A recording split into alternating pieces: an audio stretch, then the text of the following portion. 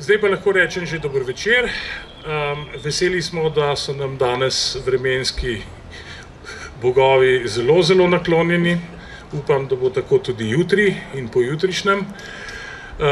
Zdaj pa seveda se lotevamo tega, kar sem danes zjutraj v uvodu imenoval specialiteta, in to je dejansko specialiteta v pravem pomenu besede. Gre za kratek pogovor o literaturi in gastronomiji. Zelo smo veseli, da je z nami naša nekdanja študentka, tako da moramo predstaviti, alumen, kot se reče zdaj, filozofinja, ampak seveda tudi založnica, urednica, novinarka, moderatorka. Teh samostalnikov na A je kar precej. Ampak danes se bomo osredili na eno posebno, na posebno žilico v tej familiji, Smej Novak. To je seveda gastronomija, kajti Valentina Smej Novak je seveda avtorica številnih kuharskih knjig in tudi prevajalka skupaj s svojim soprogom, da ne rečem, da je seveda tudi popularizirala kuharstvo s svojimi oddajami, ko je bilo to pravzaprav nekaj čisto novega in moderno.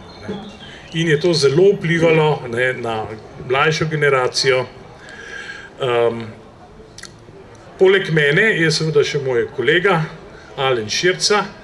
Midva sva se odločila, da se bova tukaj predstavila kot ljubitelja hrane, s tem, da je seveda Alen dober kuhar, jaz pa nisem ravno vešč kuhanja, zelo rad pa se o hrani pogovarjam, to je pa dejstvo. Mi smo se seveda malce pogovorili, o čem bomo danes govorili, in mogoče bi jaz za začetek prebral en odlomek, ki ga seveda vsi poznamo, recimo da. Poslala je po enega tistih jajčastih in lepo rejenih kolačkov, ki jim pravimo magdalenice, in so taki, kot bi jim dala obliko žlebičasta lupina školjke pokrovače. Ves potrt, ker je bil dan tako pust in ker je tudi prihodnji obetal samo žalost, sem raztreseno posrkal žličko čaja, v kateri je plaval razmočen košček magdalenice. V trenutku, ko se je z drobtinicami pomešal požirek in dotaknil mojega neba, pa sem se zdrznil in postal pozoren, ker se je v meni dogajalo nekaj nenavadnega. Prevzel me je občutek slasti, ki je bil čisto osamljen, brez veze z okolico in ki mu nisem vedel vira. Brž, ko sem ga začutil, so mi postale naloge življenja nevažne. Strahote so se mi zazdele nedolžne in kratko življenja le navidezna. Enak je učinek ljubezni, ki prepoji človeka z nekakšno dragoceno snovjo. Vendar ta snov ni bila v meni, snov sem bil jaz sam. Nenadoma je izginilo občutje, da sem klavrno, naključil podložno in umrljivo bitje. Odkot neki se je vzela ta silna radost?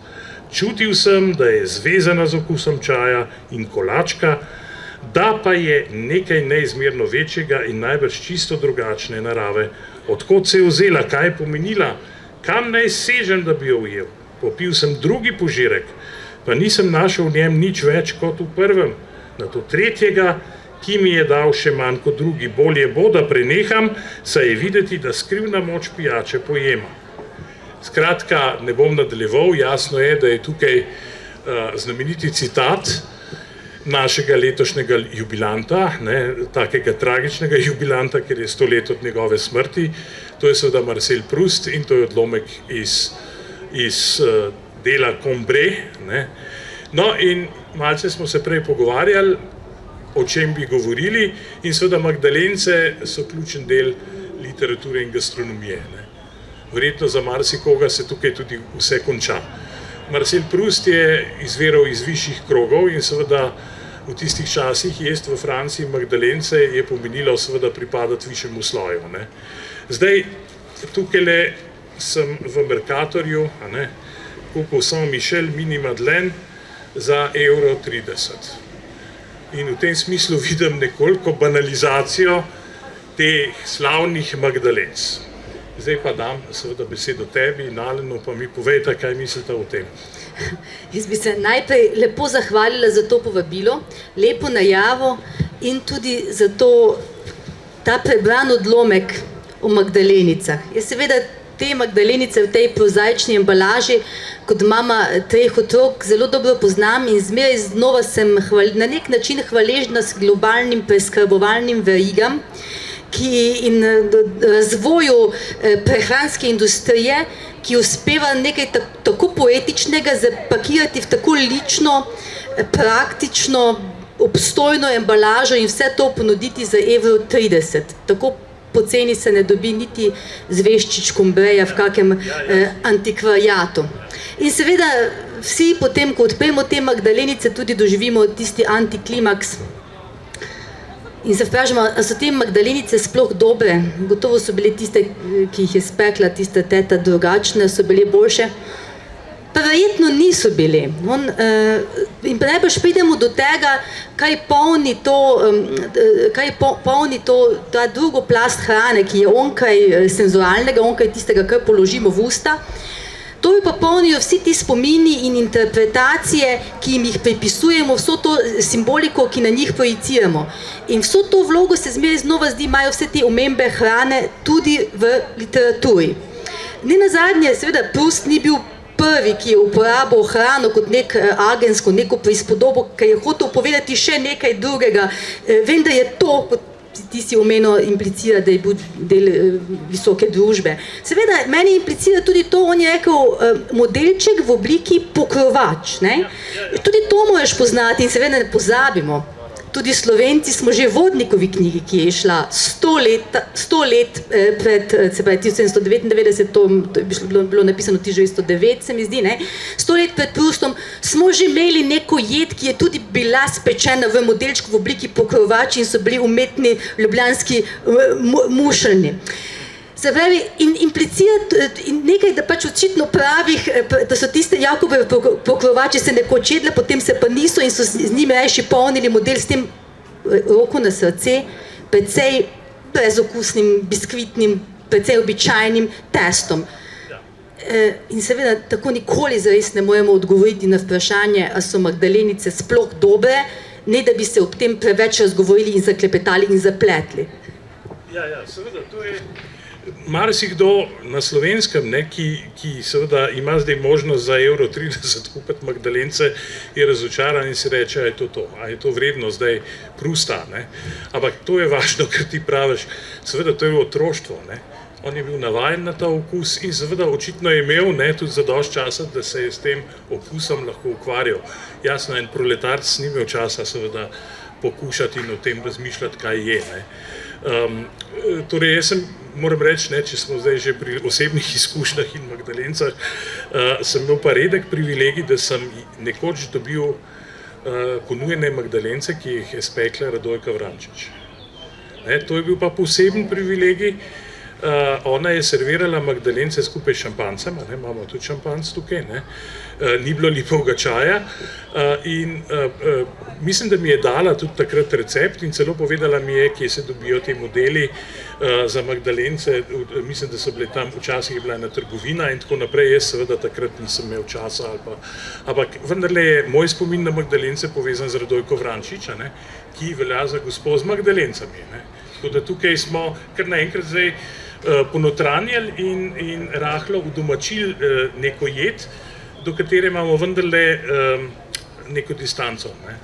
In seveda, ob vsej tej zgodbi, ob vsej tej simboliki in nabitosti, tudi ob imembi imena Radojke Vrančič, ki pomeni marsikaj v slovenskem svetu, nihče več ne upa niti vprašati, kakšne pa so bile. No, sej to je točno tisto. Alen, povej mi, kako pa ti gledaš na te stvari? Edinkrat, ko sem se z Magdalencem srečal, ko jih je pekla stara teta, ko so bili tak model školjk, tako kot pač ne bi izgledali, ampak zanimivo je to, kadar mogoče je bilo to visoka kultura še pri Proustu, gotov moja teta, stara teta iz kmečkega okolja in je to bilo, v bistvu hecno je to, da kadar govorimo o hrani, o Magdalencah, govorimo o neki kulturi. Ne? Ta kultura pa skozi gibanju. Ne? To, kar v neki dobi jejo bogataši, ne? In imajo reveži samo skomine, to se potem v naslednji dobi jejo samo recimo nižji sloji, medtem ko je to za više sloje neka hrana, ki je popolnoma, ki so izgubili okus za njo. Ne? Skratka, gre za okus časa, okus dobe, te okusi se nenehno spreminjajo, ne? In tako je pravzaprav tudi hrana. Ne?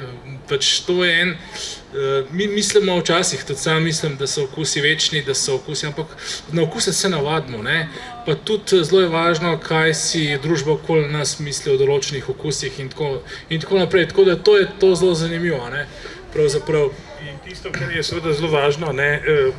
Vsi, ki smo hodili v šole, smo se srečali z nekim latinskim rekom de gustibus non disputandum. Ne, torej o okusih se ne sme razpravljati. Jasno je, ne moramo zdaj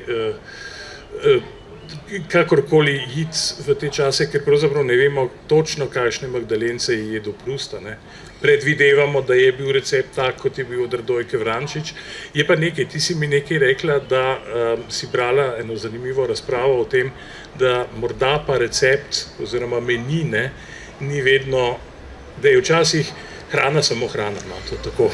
Ja, mogoče se tudi tega dotaknemo, mislim, mogoče še prej o teh okusih, ki so zmeraj produkt neke družbenega vpliva, ne, to odbodjuje naprej, vemo, da to je pa seveda socialni konstrukt, posledica habitusa, ampak meni pa o tem, kaj je pa sprožil pred dobrimi 100 leti s tem zapisom Prust, eno kaskado pisanja o hrani, ker naenkrat v hrani se ni zgolj prepoznavalo samo označevalca družbenega statusa, kot smo zdaj že večkrat povedali, ampak so tudi ljudje skozi hrano odkrivali svoje spomine in groza, v zadnjih desetletjih se je to preneslo celo na tako prozaično in praktično mesto, kot so menuji restavracij.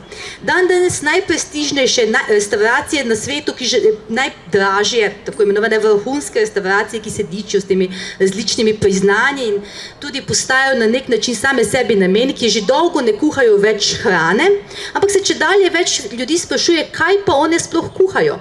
In mogoče nam o tem veliko pove, tudi če preberemo tiste menuje. Ti menuji, ti jedilniki teh restavracij se več ne berejo kot preprosti opisi, najave tega, kar bo prišlo na krožniku, v smislu, da bi bilo to moč prepoznati, ampak kot neka poezija ali celo včasih kar psihoanaliza na krožniku. Tako je vsaj en razočarani prehranski kritik enega svetovnega časopisa označil, ko je bil pač tako prepuščen milost in nemilost nekega 9 ali pa celo 11 hodnega menuja, ki je bila vsaka hrana označena kot, ne vem, nekaj, kaj bi naj imelo okus po koruznih kosmičih z mlekom, je bilo označeno kot spomin fanta na jutra, ko ga je babica stiskala k sebi in je pogrešal mamo. Ne? Je pa, ampak včasih, končno, bi pa tudi jaz želel na krožniku samo hrano. Ja. No, zdaj pa mogoče iz teh višjih slojev gremo mogoče na regionalno hrano. In sicer mogoče bi še prebral v zvezi s tem en odlomek iz epa Pan Tadeusz, torej gospod Tadej, Adama Mickiewicza.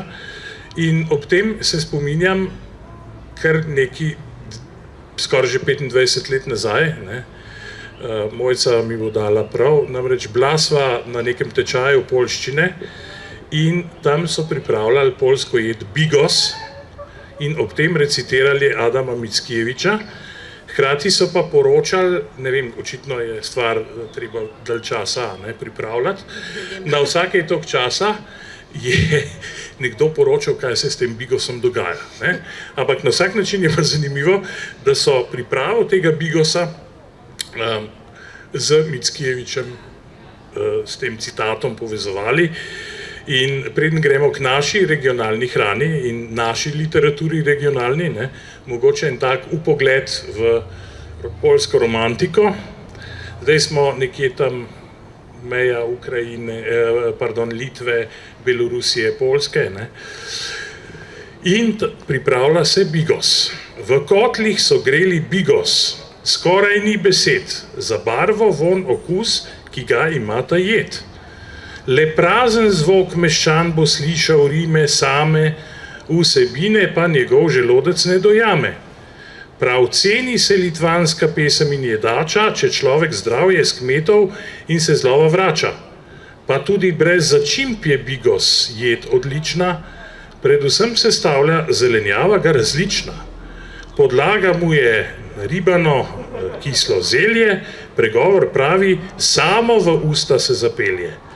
Zaprto v kotlu, krhko kot nekak pokrovje, ki skriva pod seboj najboljše le mesovje.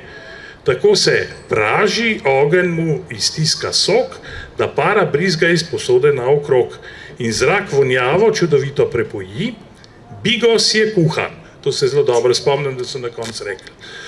Trikrat vivat zadoni. S priborom v roki truma sega že v globine, da med zvenči, dim buha, bigos pa izgine kot kafra, le še v breznih kotlov velikanov, vre para kakor lava v kraterih vulkanov. No, zdaj verjetno za gospod Rosko Štefan, ki je to odlično prevedla in je seveda poznala bigos, mogoče ga tudi pripravljala, nišče ne bo rekel gospa Štefan, gospa z bigosom, kot smo za Radojko Vrančič. Zdaj gremo pa torej v regionalno okolje in sicer v naše regionalno okolje in zdaj nas zanima pa seveda slovenska regionalna literatura in uporaba regionalne. Ti nisi bigosa še jedel, ne? Sem in kuhal že.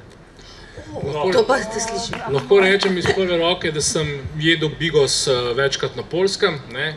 Zdaj, komu ta bigos pripada, bojo rekli in Belorusi, in Litvanci, ampak Poljaki zagotovo trdijo, da je njihov. Bigos mora imeti na tistem delu Poljske, ker sem jaz bil, obvezno tudi gobe.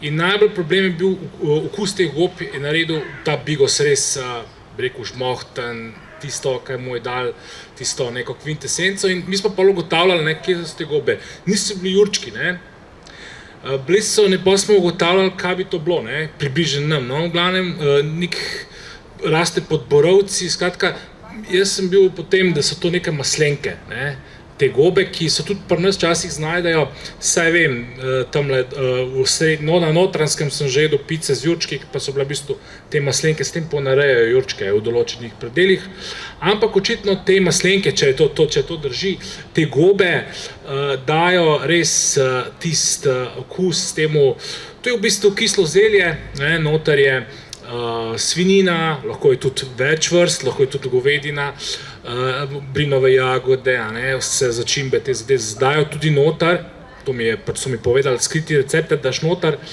žlico slivove marmelade, tako kot pri nas pekmes, če veste, tista gosta, črna slivova marmelada in tisto tudi naredi, ki se stali pripravlja zelo bogato, bogata je dosti bolj, kot če mi rečete, to je kislo zelje v glavnem, tukaj, ko smo prišli, malo mesa, segediner, to je veliko boljš, segediner pa golaš, vsaj po mojih izkušnjah, tako da se splača proba to, ja. Kaj boš pripravil naslednjič? Ja. Zdaj vidim po živem Alenovem pripovedovanju, da se očitno v bigosu srečata dva koncepta, ki si jih tudi ti omenjal. Koncept zelja kislega, ki je v bistvu fermentacija, ki je neka hrana, ki ni sezonska, ki je nadsezonska, ki jo delamo celo leto. Po drugi strani pa gobe, ki so izrazito sezonske, sploh v preprostih okoljih, kjer ni nekih teh načinov zamrzovanja, pa to in se mi zdi, to je prav tisto, o čem se je prej govorilo, kako se bigos jesti je skratka skrajno razkošje. Zato, ker mora biti mesto, pravo mesto, pravo lokacija in tudi prava sezona. In našim krajem je nekoč vladal zelo kratek čas en cesar, ki ni bil najbolj bister, kratek čas vladal in ne bom povedala njegovega imena, ker sem mu gotovo zmotila, mi so tu gotovo tudi zgodovinarji, ampak vpisal se je v zgodovino s tistim sklikom cesar sem in hočem marelične knedle in to je povedal po zimi Ferdinand, tako, ki je bil samo eno par let, ja, tako. In niso mu mogli razložiti, da izven sezone se, če tudi si cesar, ne dobi mareličnih knedlov. Danes seveda smo vsi cesarji, ker dobimo marelične knedle izven sezone, ampak kaj bi pa danes cesarji jedli, oziroma vsaj tisti, ki se imajo za največje cesarje, bi pa radi jedli samo sezonsko. Ker seveda ta koncept, tudi ti prehranski trendi, ki si jih prej omenjal, zdaj pa spet vse lokalno in domače, ta trend je nekaj, kar si lahko privošči samo zelo, zelo sita in razvajena družba. Stoletja so bile v naših krajih ljudje enostavno prisiljeno jesti domače, lokalno in sezonsko. In to je pomenilo tudi, da so določen del leta stradali, da so bili prepuščeni na milost in nemilost vremenskim pogojem in letom in nikakor ni bilo ljudem tako zaželjeno, da bi jedli ves čas sezonsko. No, danes se je pravi to obrnilo in je jesti sezonsko neka naperjenost, znamenje osveščenosti, znamenje neke mode, to nosi tisti kulturni kapital, ta simbolni pomen, mi pa se to zavedamo, ima to več simbolnega pomena, kot če bi nekdo zdaj recimo jedel neko eksotično sadje iz tujih dežel, ki je danes vendar za €30 in po podobnih cenah na voljo v vseh velikih supermarketih. Danes je težje dobiti doma nabrane maslenke ali dolenjske jurčke in so tudi seveda bistveno dražje, kot pa celo mogoče kot celo tartufe, ali pa vsaj ekstrakt tartufov. In da se ta nasvet o tem, da je pa smiselno v sezoni jesti sezonsko, je pa v literaturi prvič zapisan v Zločinu in kazni. Razkolnikovo je prijatelj svetoval, nekako nekem po smislu citiram, če hočeš živeti v skladu, pa bolj skromno si nikar ne želi špargljev januarja. Se pravi, to je bil prvi praktičen nasvet, ker Dostojevski je tudi pogosto, ker vem, danes je tudi ena obletnica Dostojevskega, oziroma se tu obeležuje. Je lansko leto in stoletja. Je prav to dekadenco bratov Karamazovih, oziroma sploh starega Karamazova, pa Dimitrija Razuzdanega ilustriral, opisoval z vsemi tistimi razuzdanimi in razkošnimi prehranskimi navadami. In mislim, da celo Smrdjakova je pa ko ga je hotel nekako zaničevati, mu je rekel, Smrdjakov, ki je menda postal v mestu dober kuhar, in potem, ko so ga hoteli zaničevati, so rekli, daj ti kuhar za juhe, tisto juho, ribijo. Ja. Tako, kao ti jušni kuhar. Seveda pa vem, da sem še tudi jaz imam pripravljen odlomek. Če to še zdaj napovem, jasno je, torej, ne samo, da ti izviraš iz Prekmurja, tudi družina tvojega soproga, in mogoče je prav, da na tem mestu povemo, da seveda Vilko Novak, ki je tvoj, ko se zdaj to reče, pratast. Ja, to, da ne bom kaj nekaj povedala, on je dedek od mojega moža. To je zdaj pravi pratast. Bil je pa tudi profesor mojega očeta na etnologiji, tako da sem tudi z tega vidika ga poznala. Ampak posebej, zakaj ga omenjamo, ker je pač naš profesor, zato, ker je seveda prvi, ki je doktoriral iz etnologije na Ljubljanski univerzi in sicer iz prav iz kulinarike, kako že, prehranske navade. V Prekmurju. Ja, ampak ti si mi zaupala, da pa ni bil dober kuhar. Tako pravijo. Jaz sem profesor Vilko Novak je bil seveda obkrožen z veliko zgodbami, kot se zaprave profesor je z močnim imenom in prezenco spodobi. Je bil zelo natančen okoli prehrane, ampak ni pa prav zahajal v kuhinjo, je bil dosti bolj... No, ampak zdaj gremo v Prekmurje, torej še vedno smo v regionalni literaturi in tudi regionalni prehrani in seveda Valentina je pripravila na tej strani nekaj na krožniku, nekaj pa v knjigi. In zdaj bomo pa seveda komentirali oboje. Lahko poskusimo to? Ja, seveda, mislim, da to jed vsi poznajo. V številnih gubah in gibah se skriva gibanica. Zdaj, ti si že omenil profesora Vilko Novaka, on nas je malo senzibiliziral in nas tudi naredil malo nervozne okoli prekmurske hrane, ker od takrat naprej, ko je to vse zapisal, obstaja prav in narobe. Ne samo pri izgovorjavi prekmurskih besed, pri sklanjanju prekmurskih krajev, pri uporabi ledinskih imen, ampak tudi pri hrani. Jaz vem, on je bil tudi zelo kritičen v kakem svojem intervjuju za dnevni časopisi, recimo za časopis Vestnik je enkrat prav ukrcal, da odkdaj pa je bogojač prekmurska ljudska jed, da to je vendar komercialna jed, izumljena prav za namene, madžarska jed, lovska jed, ki so jo prav izumili za namene gostinskih potreb, da to ne sodi v običajno prehrano. Seveda marsikaka druga jed prekmurska, ki je pa še zdaj priljubljena in sloveča, je pa čisto upravičeno sloveča. 30 let potem, ko je Prust stopil tisto drobtino Magdalenice v čaju, je Miško Kranjec dva svoja junaka umaknil na eno toček sredi Mure, sredi Močvirja.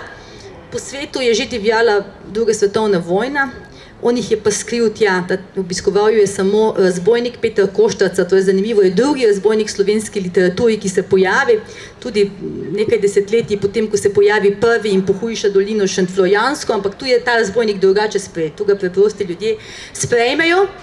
In ta razbojnik Peter Koštraca obišče Jožefa in Ano tam v tisti hišici odmaknjeni in ona dva imata obletnico poroke.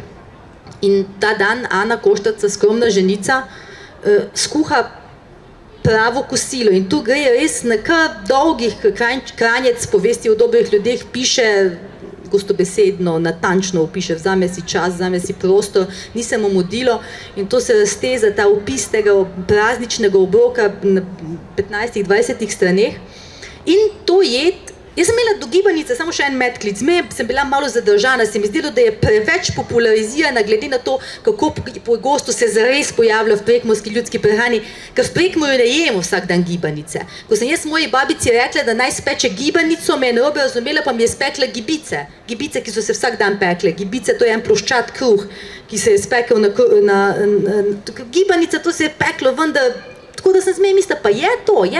No in potem je Kranjec pri tem pasusu razbil dvome. Je gibanica, ampak tudi on pove, to, ko sem rekla, enkrat na leto se peče gibanica. Recimo, ko te povabijo na vrt filozofske fakultete, na takšen pogovor, potem prosiš mamo, to je tudi ena tistih jedi, ki se peče z generacije, tako moja mama matematičar, ko je natančno zložila 7 mitskih plasti, moje biti. Jaz pa nam med tem prinesem gibanico, je rekla Ana in vstala od mize. Rekla sem si, da mora biti za tak dan tudi gibanica. Če je tudi gibanica na vrsti, se bom takoj udobrovoljil in se še enkrat pokesal, da je prišlo do tega. Gibanica, je zdaj menil Peter, me spominja lepih, mladih dni. Tako malo dobrega sem užil tiste čase. Nekoč pa sem odšel na gostijo, kako gredo revni otroci, da bi kaj dobili. Stal sem veži, pa mi je tedaj nekdo vrgel v predpasnik, kamor sem nabijal na gostiji dobrote v podobi ostankov, lep kos gibanice. Drugi pa, ne bodi len, mi je vrgel na ta kos gibanice kos mesa. Voljo je imel dobro, uspeh pa je bil ta, da sem, ko sem nekoliko pojedel, odšel za slamo in se skozi usta očistil. To, da gibanico kljub vsemu nadvse cenim. Treba je priznati, da napravi šele gibanica pravi praznik v hiši. Čeprav si jo revež privošči komaj enkrat na leto, je to znamenje, da ga nihče noče preživeti, ne da bi bil vmes vsaj en praznik. To je tudi zanimivo, ne? To večno vračanje enakega in ta praznik, ki prešije ta čas. Ana je medtem vzela iz peči gibanico in jo odnesla v sobo na mizo, držič tepsijo s krpami, da se ne bi upekla. Jožef je podstavil lesen podstavek, na katerem je sicer stal vrček z vodo. Potem se je vzel po gibanice. Ležala je pred njim pisana, rumeno-bela in makova ponekod, še vsa kipeča, pomazana s smetano in potresena sladkorjem. Pokimal je rekoč, dobra je. Lahko rečem, da bi se je lotil, čeprav bi že ležal na smrtni postelji in dobro vedel, da mi ne more več koristiti. In še v nebesih bi žaloval po njej, če bi jo moral pustiti celo na svetu. In gibanica je na nek način prispodoba, tudi Kranjec tukaj ne ovinkari, prispodoba te prekmurske rodovitne zemlje, tega večnega vračanja enakega krogotoka življenja, ki so mu bil podvržen kmečki človek, ampak ki ga na vsake toliko prešije praznik. In kaj so te plasti gibanice? No, je samo res lokalno in sezonsko. Gibanica se je pekla za veliko noč običajno, ali pa celo za Božič. Praznovalo se je po zimi, se pravi, jabolka so bile v kleti, jabolk je malo.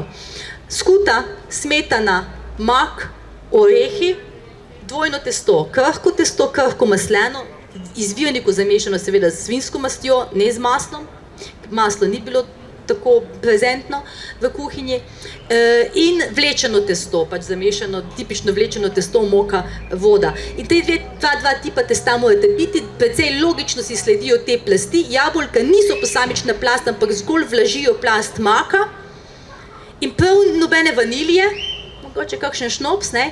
Ampak to je potem to vračanje k temu primarnemu receptu. Pa pol kile sladkorja, ne vem, pekač. Ale, še ti kaj povedal? Da si delal na gibanici? Ne, Prekmurje je pač regionalno za mene eksotično, ne. Prihajam iz srednje notranjske regije. Smo Kranjci, ne. In seveda, ko gledam na to gibanico, seveda se mi cedijo sline, ne. To je vse, kar bi lahko povedal, no. Tako da, ja, hvala lepa. Še en pleh. Kako? Še en pleh imamo. Imamo še, bomo dali še pol za probat, ne? Zdaj je skrajno nespodobno, da moderator je, ampak enostavno je nemogoče ob tako dobri gibanici ne poskusiti te gibanice, ker vendarle danes govorimo o literaturi in gastronomiji in seveda ta cukor se pozna, ne? In je dober. Tako da je nemogoče tukaj zanikati dejstva, da je nespodobno biti nevljuden, ampak hkrati bi bilo nespodobno tudi pojesti. Meni nikoli ni jasno, zdaj, ker ta čas, da govorim, vidva, kaj jejte, pa bom jaz govorila ta čas, ker s polnimi usti je težko govoriti. No. Zdaj bomo dala priznanje, ne? Tako. Res vsred in med samim pogovorom jedla, mislim, da je ta nespodobnost je pohvala najbrž po tej jedi. Ja, ne, ker seveda tudi v kuharskih oddajah, če tako pogledamo, so vedno samo specialisti, ne, v slovenskih. Pravzaprav je fajn, da bi bil kdaj tudi amater, ki samo rad je.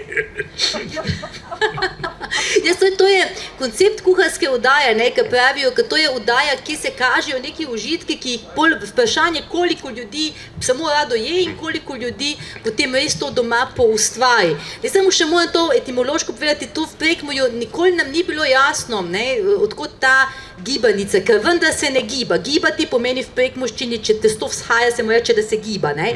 Potica se mora gibati, šarkelj se mora gibati, pomeni, da vzhaja. Gibanica se ne giba, niti ni preveč, ker ni izhajanega testa, ne.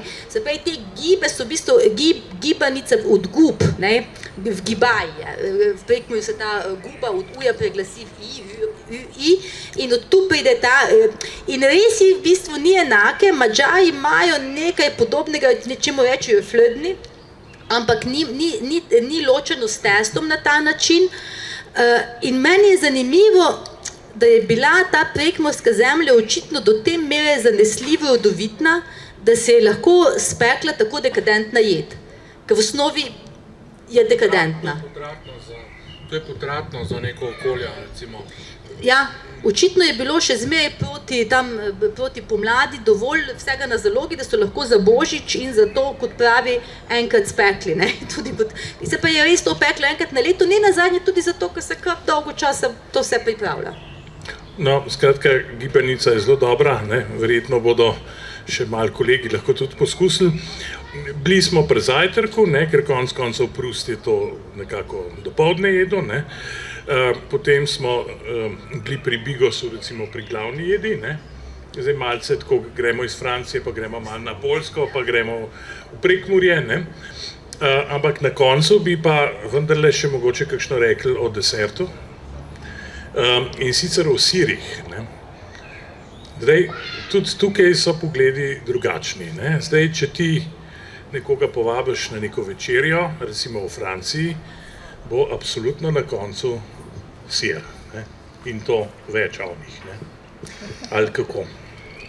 Ja, jaz za Francoze to vem in me tudi preseneča ta navada, ker človek je že sit in še zadnja stvar, ker sem vseeno Prekmurka, ne, zato ker hrana in ta okus za hrano je seveda socialni konstrukt, je tudi posledica navade, tradicije, tudi nekaj tistega, kar prineseš od doma.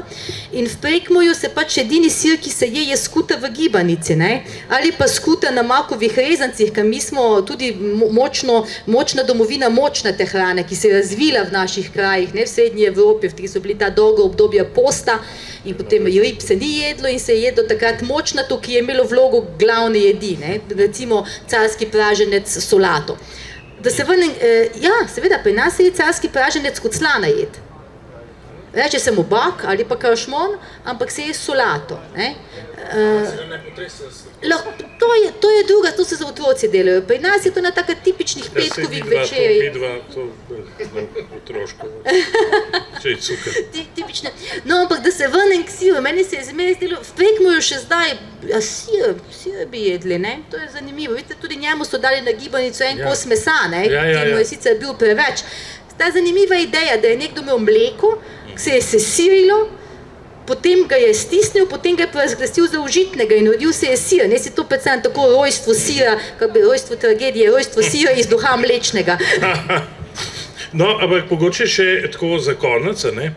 Še zadnji citat, recimo literature in gastronomije, eden slavnih, pa mogoče malce spregledanih, to je seveda tako imenovana simfonija sirov v Zolajevem romanu Trebuh Pariza. Ne? To je seveda tržnica pariška in tukaj je našteto vse, kar je mogoče našteti. Ne? Seveda ne sedijo in ne jejo, ampak vonjajo, ne?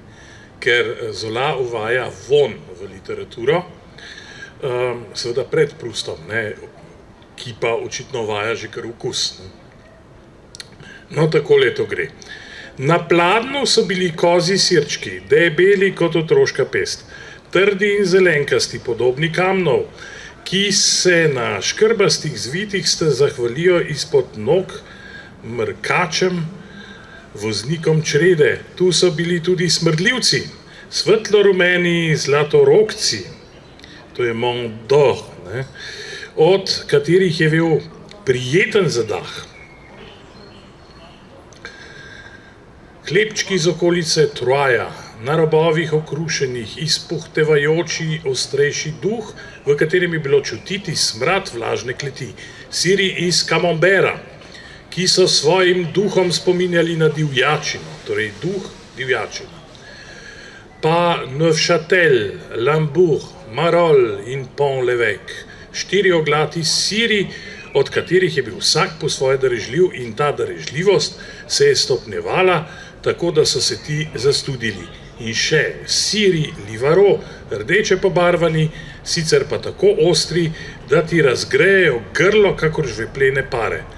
Nad vsemi drugimi pa so bili sirčki Olive, zaviti v orehovo listje kot kakšna mrhovina, ki jo kmetje na robu polja pokrijejo z vejami, a se od nje vseeno širi smrad v sončni pripeki. Vroče popoldne je sire zmehčalo, plesen na skorji se je topila in se je začela svetlikati v pestrih odtenkih bakreno-rdeče in bakreno-zelene barve, tako da si pomislil na slabo zaceljene rame. Ne? To je zdaj opis trgovine s hlebčki sira. Kako bi rekla, nazorno. Absolutno naturalistično, v detajle, skratka, tukaj mora literatura tudi dišati. Ne? Vsi imamo von po, kako bi rekel, plesnivih serih, da rečem tako grdo, pred sabo, predstavljamo si, kaj zdaj toplota prinaša, seveda tle ni hladilnikov in tako naprej. Ampak zdaj gre seveda za to, ti si skeptična do sira. Jaz ga spoštujem kot odraz kulturne tradicije, ne morem pa prav, mislim, to se mi zdi zelo nazorno in opisano naturalistično in nekako tu ustajam. Ja. Alen. Jaz mislim, da prav te vonji, kako v bistvu ta čut okusa in vonja, ki sta vedno nekako komplementarna. Težko bi mi zaužili kakšno hrano, pa se držali za nos, ali pa to izgubimo pravzaprav vse. In pravzaprav literatura je en medija, se strinjamo, da nekako prinaša te vonje in okuse, za razliko od bolj racionalnih diskurzov, ki so bolj okularni, se pravi, preferirajo čut vida ali pa sluha, recimo, je seveda literatura tista, ki je nekako, ima neko to notranjo povezavo z gastronomskim.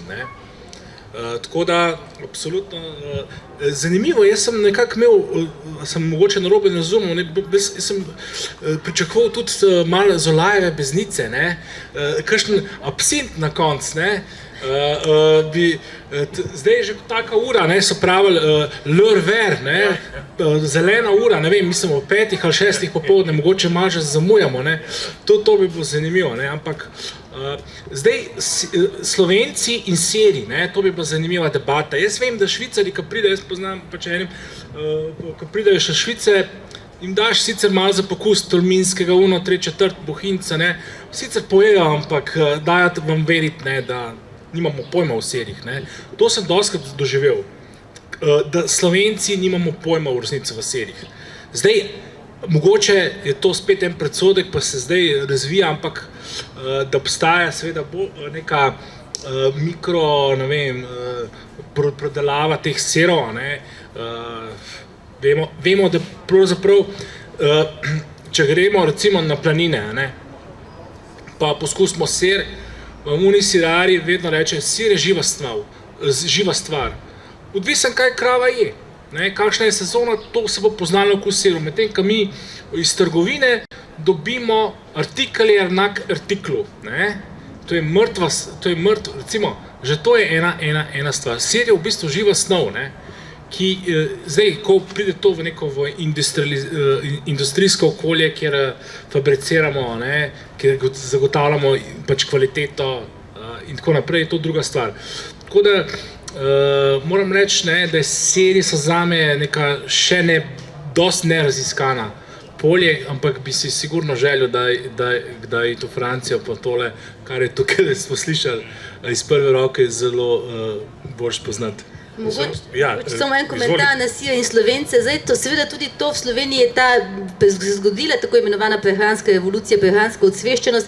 15 let nazaj, ko so bili prve oddaje Ljubezen skozi želodec na televiziji, so mi rekli zmeraj tam producenti, ne reč mozzarella, reč sir. Se pa ne, čakaj, pa saj je mozzarella, pa trdi sir, pa parmezan. Danes pa več ni dovolj, da se reče mozzarella, bufala, ali fior di latte, ali si res misli, ali ni to burrata. Tako da to se je izrazito senzibiliziralo. Druga stvar je, sir je tudi produkt narave, še tega, kaj se zgodi v ozračju, podnebnih razmer, ni vse isto. Tretja stvar, nočem, da pozabimo, mi imamo to veliko planino v bližini, ki ima čudovito svojo tradicijo traniča in moramo tudi na to biti ponosni, pač nam pa to naše okolje daje. Počasi se seveda naš čas izteka, mislim, da smo izčrpali vsa vprašanja od Prusta in Magdalenc do tako, od Mickiewicza in Bigosa, zdaj smo prišli že k sirom, Gibanica in Miško Kranjc. Jaz mislim, da bi mogoče kdaj, če boste kdaj skuhala, bom z veseljem prišel na to kosilo. Jaz bi samo končala kot Ana Škoštarca, ker vidim, da tam je še ena škatla, ki je nismo pokomentirali. Saj tudi nisem ničesar več napravila, je dejala Ana, zadovoljna, da so bili ljudje siti. Razen za vsakega skodelico čaja. Tak dan je in brez čaja ne bi bil podoben prazniku. Mislim, da vas nobeden ne bo zavrnil, ker bi me le bolelo, ker bi mislila, da ga ne marate zaradi mene. Če tako je menil Peter, ga bova pa tudi midva s Katico, ne? Malo ga bom, vendar brez žganja. Jaz pa, to pa zdaj absint, je dejal Jožef, hočem takega, da bo pol žganja in samo tak čaj je kaj prida. Po žganju mora dišati, seveda poleg tega pa tudi vseh mogočih rožah. Ja, hvala lepa obema sogovornikoma, jaz imam spet polna usta, ampak danes se to spodob.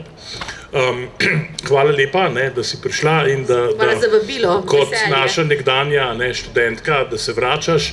Hvala, Alen, tudi za vse, kako bi rekel, komentarje. In kot rečeno, veselim se, morda pa kdaj res mi kaj skuhata. Hvala za vabilo in razumela sem.